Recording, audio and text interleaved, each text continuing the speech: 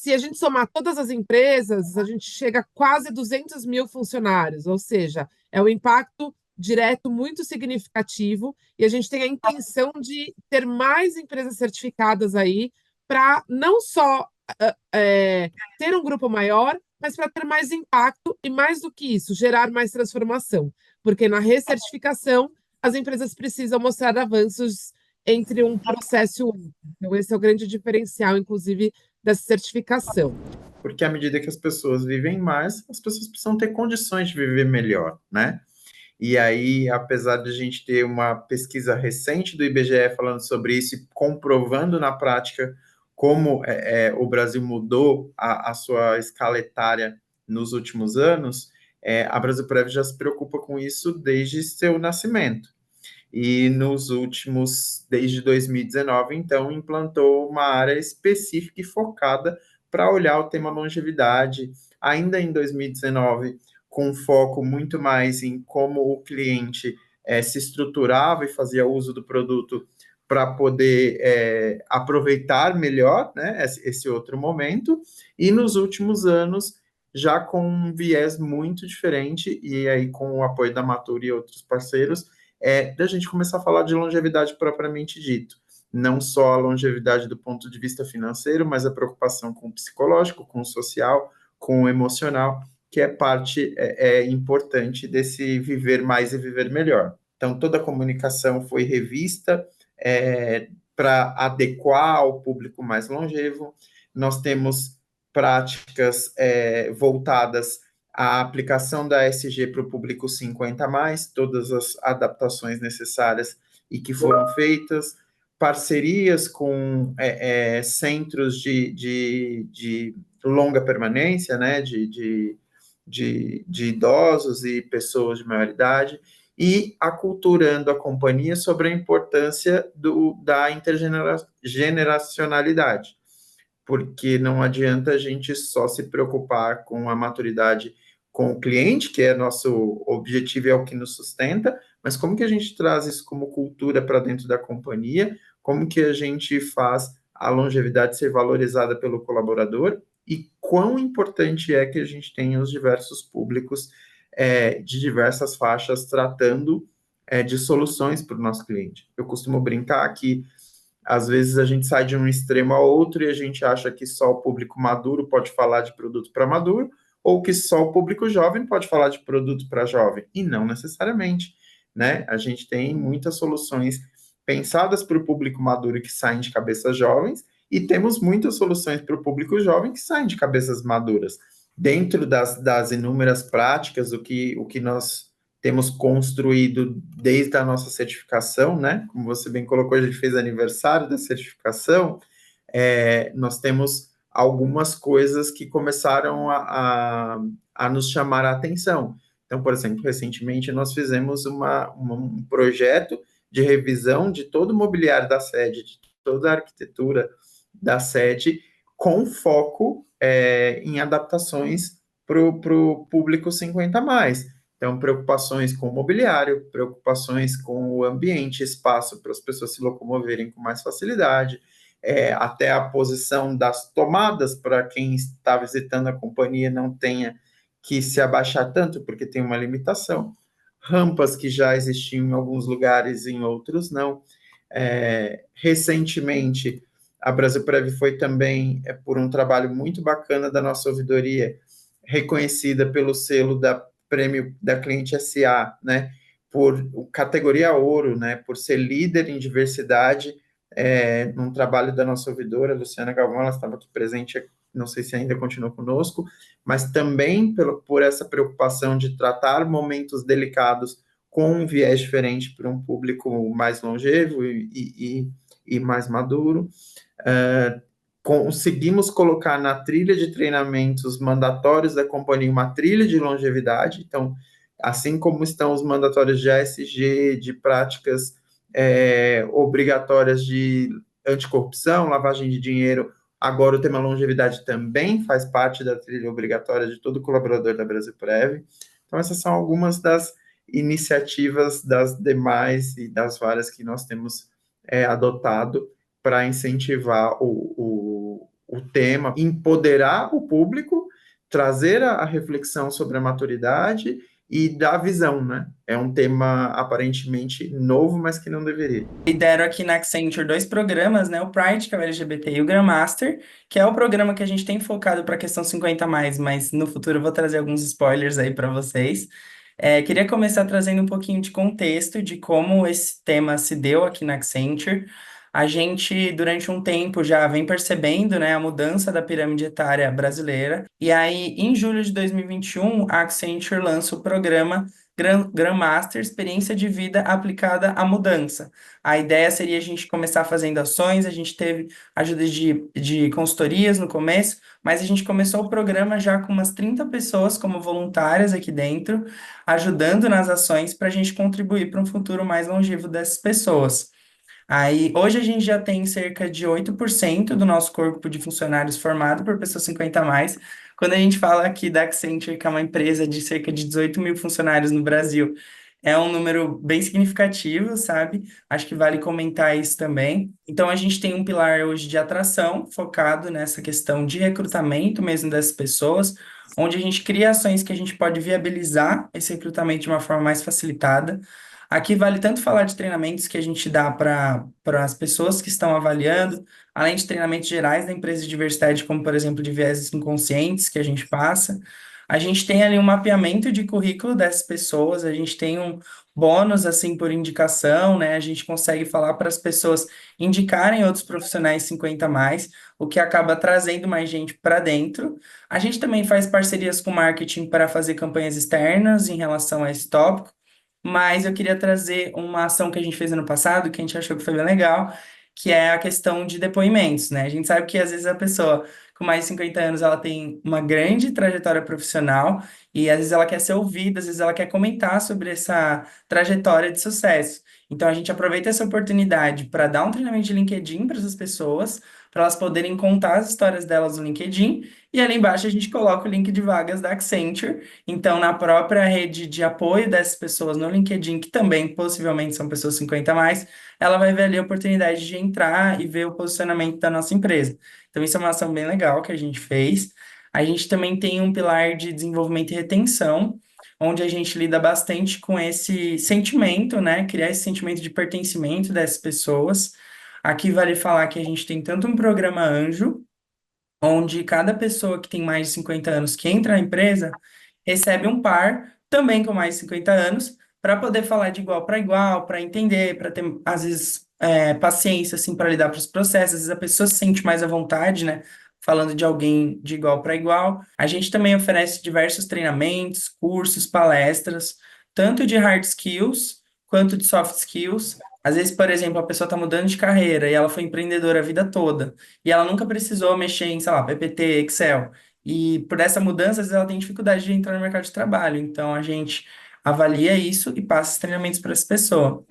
A gente também tem um pilar de cultura, onde a gente cria ações de conscientização, de sensibilização de etarismo para todos os níveis de carreira, áreas, projetos que vão receber essas pessoas.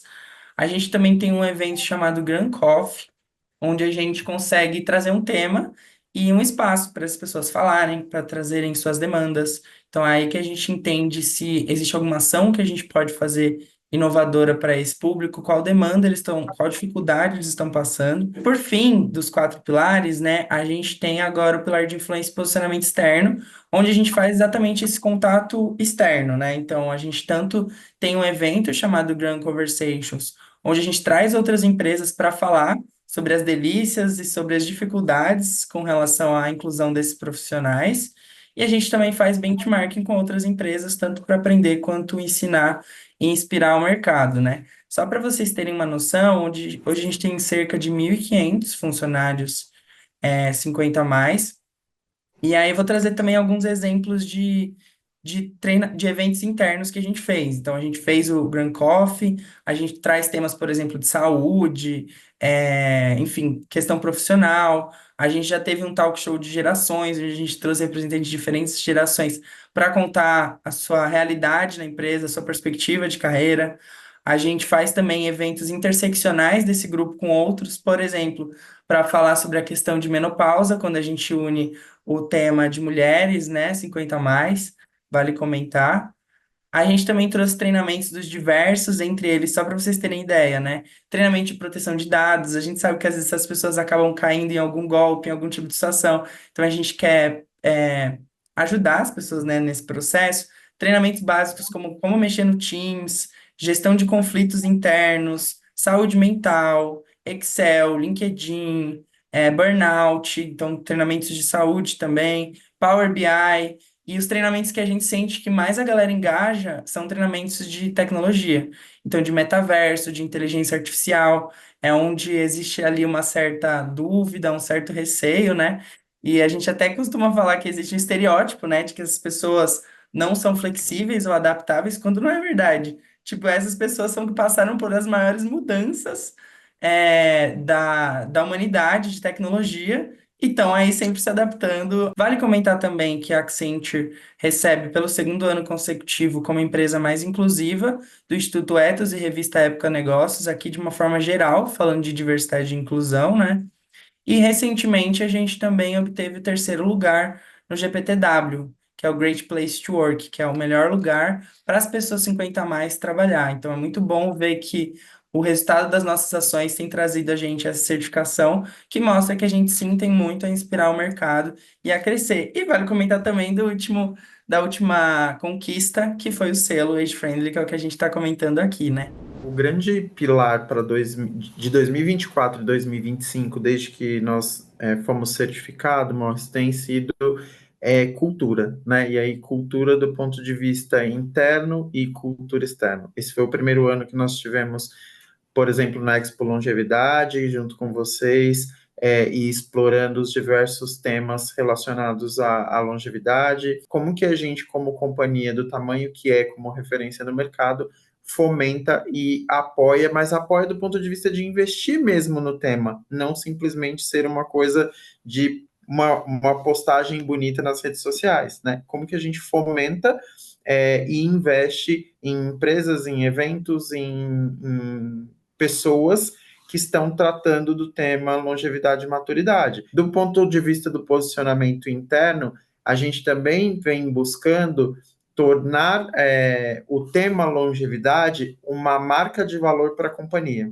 Então, eu deixo de falar do tema desacumulação e longevidade única e exclusivamente como uma filosofia, né? E eu passo a transformar a marca longevidade em ação, que é a marca da Brasilprev, para tratar do tema, como um negócio também, como um business também. Isso passa a ser uma marca valorizada. Então, nós temos também apoiado e caminhado nas inúmeras iniciativas que a companhia tem junto ao mercado com o selo Longevidade em Ação, né? A marca Brasilprev é super importante, já é super reconhecida, mas a gente passa também a levar a marca Longevidade em Ação, que é a marca que carrega a preocupação da companhia além dos muros do próprio produto, do próprio negócio. É colocar o tema no ponto central da nossa área de recursos humanos, e aí muito patrocinado pela nossa CEO, a Ângela.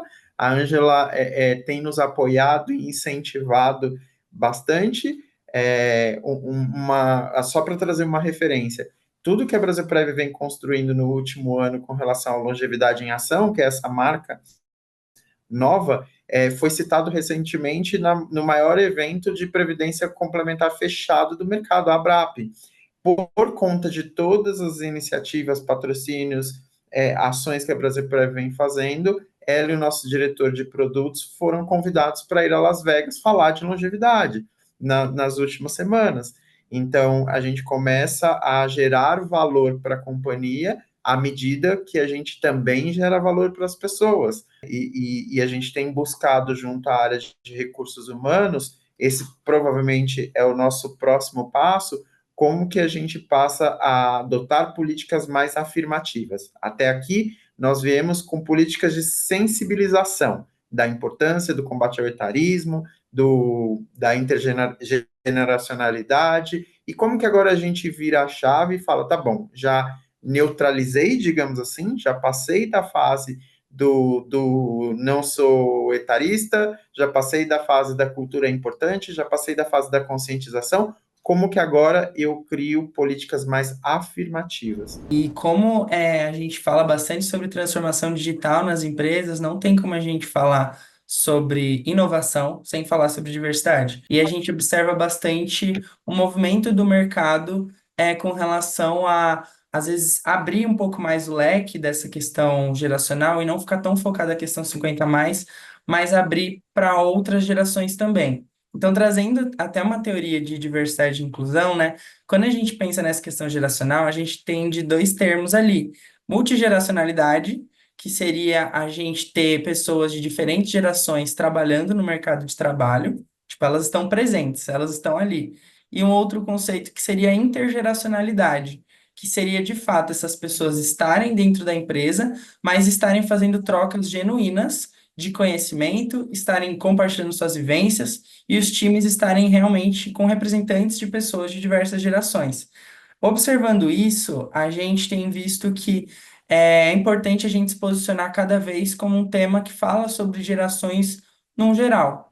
A gente sabe, né, das vantagens dessa troca intergeracional, então, da gente tanto valorizar a sabedoria da pessoa com mais idade, às vezes a inteligência emocional para lidar com situações mais específicas, por já ter uma vivência de mundo, e também aproveitando ali a energia da pessoa mais nova, às vezes a criatividade, a forma de enxergar o mundo de forma diferente, e é através dessa conexão entre as gerações que a gente vai trazer, de fato, essas quebras de caixinhas, né?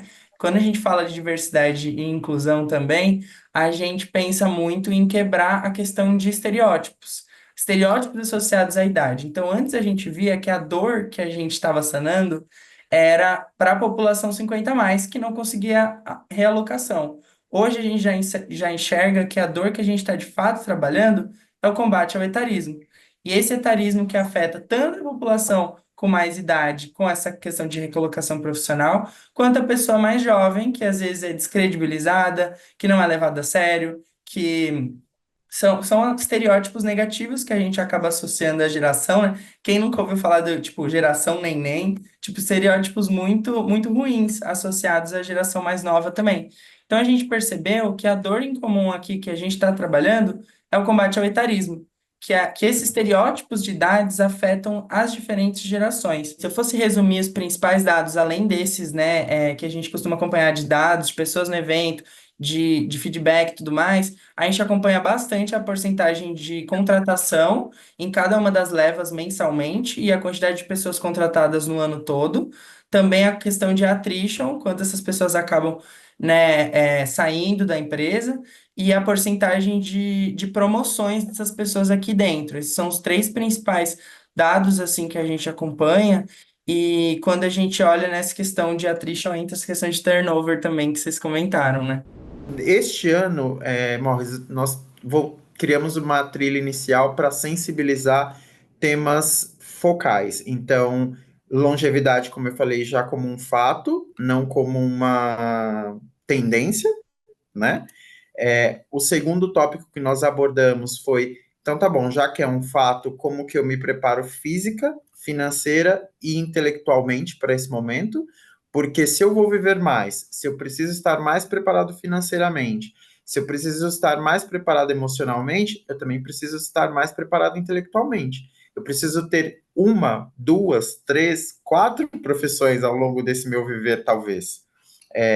Eu preciso começar a pensar em transição de carreira, não mais simplesmente porque eu quero transitar do que eu fui obrigado a fazer para sobreviver para o que eu gosto, como as gerações anteriores costumavam transitar, mas como que eu faço essa transição adequando ao meu momento? E a gente vem também discutindo isso, e por isso que eu coloquei a questão de políticas públicas, junto com os órgãos reguladores do nosso produto, que tem também permitido que a gente avance para fazer com que o produto possa ser usado em fases pelo cliente, e não mais como era antes, que você contratava a previdência, chegava no fim e se aposentava. Então, hoje a gente tem também provocado o mercado e provocado o regulador para a gente fazer essa adaptação e temos sido muito bem atendidos nesse sentido com as evoluções normativas. Então, o curso trouxe, neste ano de 2024, esse foco, né, do equilíbrio emocional, físico, financeiro e intelectual e o preparo que se é necessário ter para esse momento de longevidade. Para 2025, a gente já está abordando intergeneracionalidade e etarismo, aí para que a gente atue com políticas afirmativas, como eu coloquei, e não só do ponto de vista neutralizante. Tecnologia assistiva, que aí entra muito no que a Teresa colocou aqui, como que a gente lida com o preparo da maturidade para o mundo digital, para a inteligência artificial, para as inovações, porque a tendência é que as gerações futuras sejam aculturadas, mas nós já temos, como eu coloquei, uma geração que não. Por mais que a gente diga que durante a pandemia as pessoas mais longevas passaram a se conectar, isso não é uma realidade ainda, né? E um atendimento com excelência, é o último módulo do que a gente está fazendo em 2025, pensando em como que a gente adapta ainda mais os nossos atendimentos a clientes, seja consultoria, seja atendimento receptivo, quando eles nos trazem as necessidades, como que a gente acolhe da medida adequada ao momento de vida, a situação, as limitações que a gente sabe que a longevidade muitas vezes traz para uma grande parcela da nossa população que não tem acesso a ter esse preparo. Na Brasilprev nós temos hoje 15% do quadro, de 15,2% do quadro, ou seja, 122 colaboradores da companhia estão acima dos 50 a mais. E nós temos mais 22 entre 40 e 49 anos, ou seja, que atravessam essa fase e se tornam maduros, ou dentro da classificação maduros 50 a mais, nos próximos anos, né? Então, a gente chega aí num público de aproximadamente 37, 40% de público maduro dentro do quadro da companhia. Porque o tema maturidade, ele sempre foi importante, sempre foi relevante, e essa diversidade sempre foi pauta na companhia, de alguma forma. O que a gente tem feito e vai fazer com a área de recursos humanos no ano que vem, até por todo patrocínio do nosso board, da nossa CEO, é fazer com que isso entre dentro dos indicadores e dos OKRs estratégicos da área de gestão de pessoas. Assim como hoje nós temos para outros tipos de diversidade, mulher na liderança, pretos e pardos, portadores de deficiência, que também a longevidade e o público maduro faça parte desse OKR de diversidade.